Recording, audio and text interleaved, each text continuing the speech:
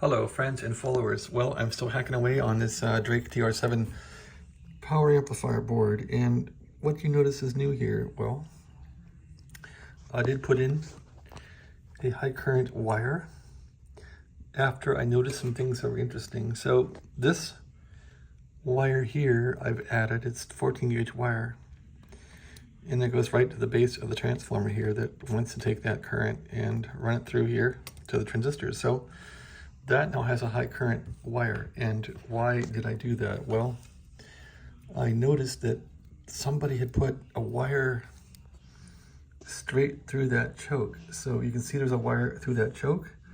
I guess the choke isn't doing anything. I don't know. I think it's bypassed. So I thought, whoever did that thinks this thing wants a lot of current. So how can I help it along? And that's why I put that wire in there to take it from here over to the base of the transformer. So we'll see how that works out. And so in light of the spirit of that idea,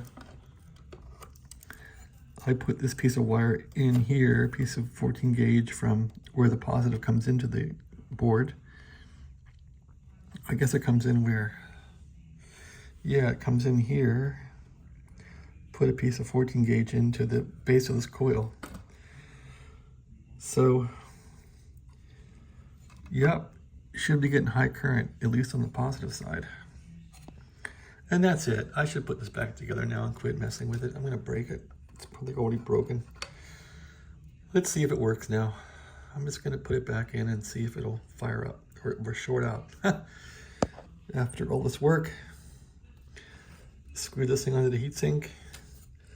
And then I got solder on the resistor, which is lying around here somewhere. There's a pair of resistors that are lost. I gotta put those on. Here they are.